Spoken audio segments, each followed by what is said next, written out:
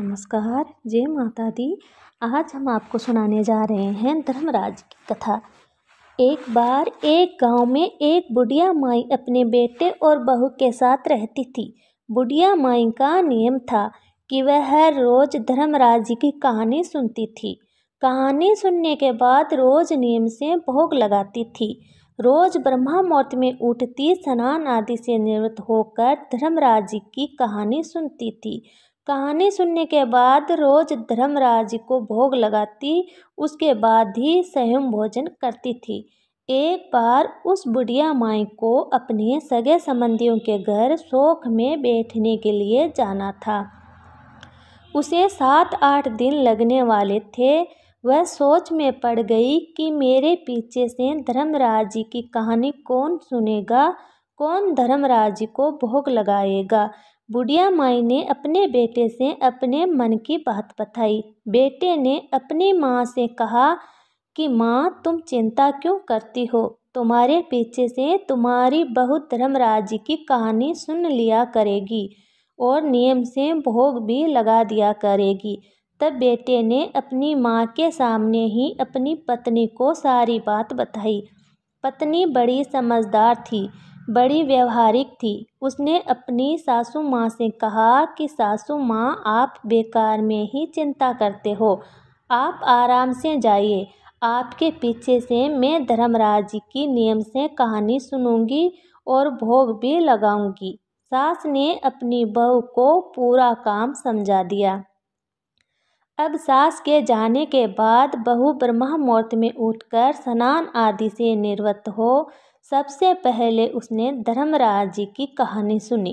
धर्मराज जी की कहानी सुनने के बाद उसने धर्मराज जी के लिए हलवा पूरी बनाया और थाली में परोस दिया। धर्मराज जी से बोली, धर्मराज जी, पहले आप जीम लो, उसके बाद मैं जीम लूँगी। और धर्मराज जी के सामने थाली रखकर अपना घर का काम करने लगी। बीच बीच में आकर देखने लगी क्या धर्मराज जी खाना खाया या नहीं, लेकिन खाने की थाली में खाना वैसे की वैसा ही रखा था। उसका पति भी काम पर जा चुका था, बहू भी घर का सारा काम कर चुकी थी। बहू सोच में पड़ गई, धर्मराज जी ने अभी तक खाना क्यों नहीं खाया? अगर इस तरह 8-10 दिन तक खाना नहीं खाएंगे तो दुबले पतले हो जाएंगे। सास आएगी तो नाराज होगी।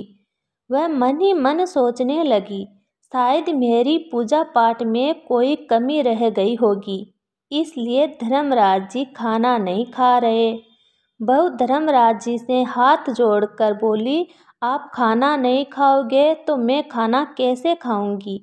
आप जिम लोगे, उसके बाद ही मैं जिमूंगी। अगर आप खाना नहीं खाओगे तो मैं भी खाना नहीं खाऊंगी।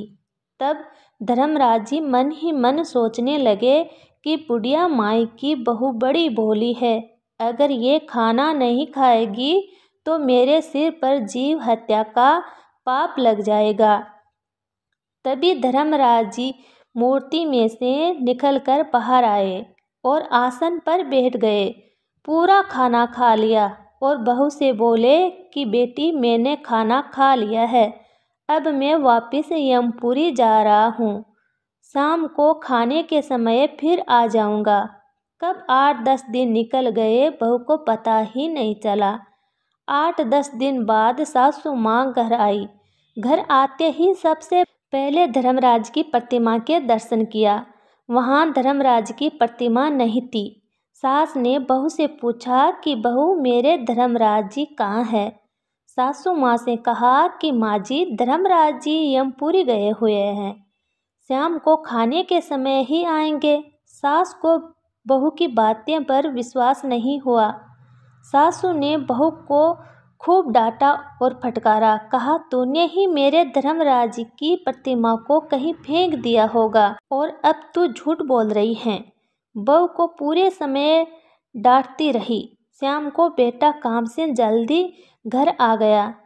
घर आते ही माँ ने बेटे से बहू की पूरी बात बताई और कहा कि बेटा, तेरी पत्नी ने मेरे धर्मराज जी की प्रतिमा को कहीं फेंक दिया है।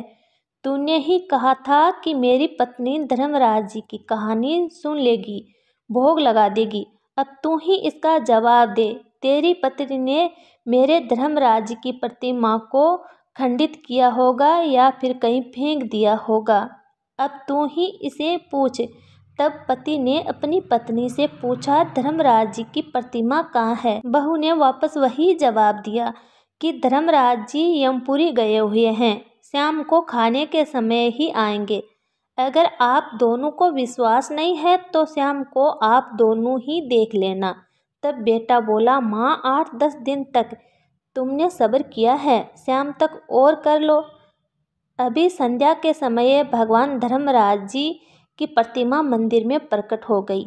बहू ने कहा, सासू जी देखो, आपके धर्मराज जी आ गए हैं। सासू को फिर ही यकीन नहीं हुआ। सासू माँ बोली, तूने ही प्रतिमा कहीं रख दी होगी, अब तू ही इसे लेकर यहाँ आई है। सास बहू के ऊपर एक के बाद एक इल्जाम लगाए जा रही थी। तब बहू रोते रोते धर्मराज जी से बोली कि धर्मराज जी अब आप ही कुछ कीजिए, मेरी सास तो मेरे ऊपर विश्वास ही नहीं कर रही है। धर्मराज जी आप मेरी सासू माँ को भी दर्शन दीजिए। तब भगवान धर्मराज जी साक्षात वहाँ प्रकट हुए और बुढ़िया माई और उसके बेटे को दर्शन दिए। बुढ़िया माई धर्मराज जी से बोली कि धर्मराज जी मैंने पूरे जीवन आपकी कथा सुनी, आपका व्रत किया, आपने मुझे कभी दर्शन नहीं दिए। मेरी बहू ने 8-10 दिन आपकी कहानी सुनी, भोग लगाया और आपने उसे दर्शन दिया, ऐसा क्यों? भगवान धर्मराज जी बुढ़िया माई से बोले कि बुढ़िया, तूने मेरी प्रतिमा को मात्र पीतल की प्रतिमा समझा, लेकिन तेरी बहू ने इसे प्रतिमा नहीं साक्षात जीव समझा। तब बुढ़िया ने भगवान से अपनी गलती की क्षमा मांगी। तो धर्मराज जी जैसे आपने बुढ़िया माई की बहू के ऊपर प्रसन्न हुए, वैसे ही सबके ऊपर होना। कहानी कहने वाले, कहानी सुनने वाले, उखाड़ा भरने वाले सबको दर्शन देना।